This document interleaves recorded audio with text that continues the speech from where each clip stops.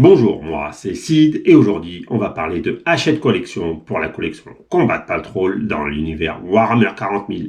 C'est parti! Avant de commencer cette vidéo, comme d'habitude, un petit pouce bleu et un petit commentaire, ça me soutient auprès de YouTube et j'en ai grandement besoin. Voilà, donc je te remercie si tu le fais. N'oublie pas de t'abonner à la chaîne car je sors régulièrement des vidéos sur Hachette toutes les semaines, tous les mardis, sauf exception, et je vais t'expliquer le pourquoi après ce unboxing. C'est parti pour le unboxing. Combat Patrol numéro 21, avec un peu de retard en librairie, voilà enfin le numéro 21.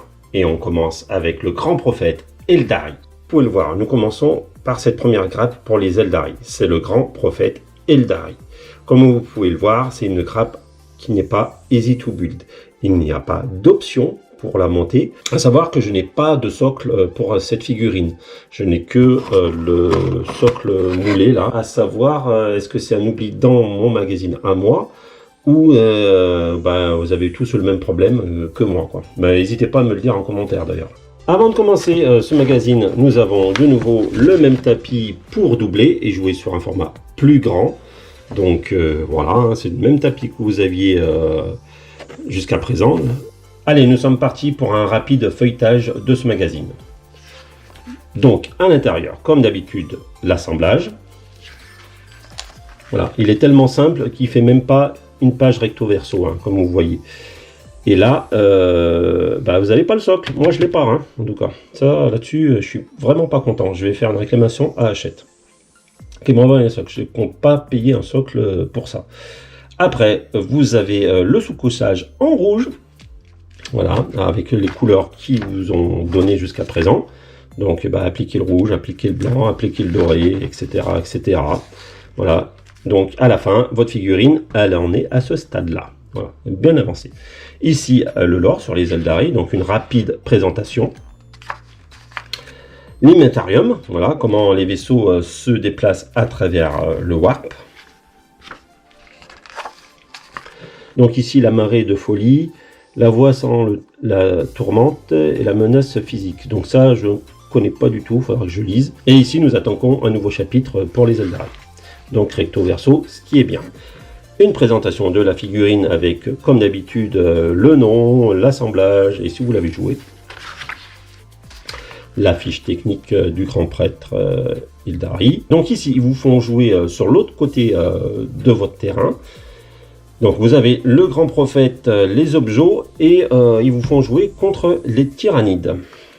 Donc comme d'habitude, ils vous expliquent et ils vous font mettre en pratique via un scénario. Rien de plus simple. Voilà.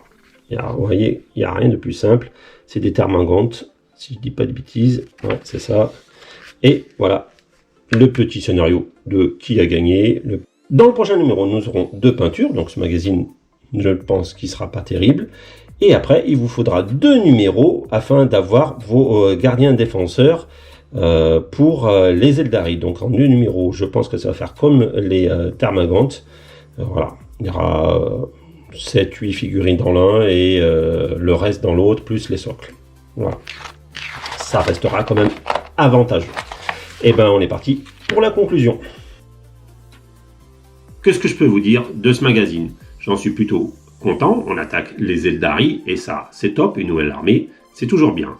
Par contre, je n'ai pas eu mon socle, comme je vous l'ai dit, dans le unboxing. Et ça, je suis vraiment pas content, voire parler grossièrement, ça me fout les boules de ne pas avoir mon socle pour monter la figurine et de devoir faire une réclamation à Hachette. Ça, je trouve que c'est pas correct. Mais là, ce n'est pas une erreur d'envoi, c'est un magazine que j'ai pris chez mon libraire, celui-là qui me met de côté chaque semaine. D'ailleurs, à ce sujet, encore une boulette de leur part, au lieu de l'avoir, comme d'habitude, le vendredi. Je l'ai eu le jeudi, je l'ai eu hier. Donc, j'ai plutôt les boules d'avoir une semaine de retard sur le magazine. Pour ce qui est de l'économie, vous faites une économie de 15 € si vous prenez la figurine chez Games et à peu près 9,80 € si vous la prenez chez My Hobby Place. Donc, c'est pas une économie folle, mais c'est quand même une économie.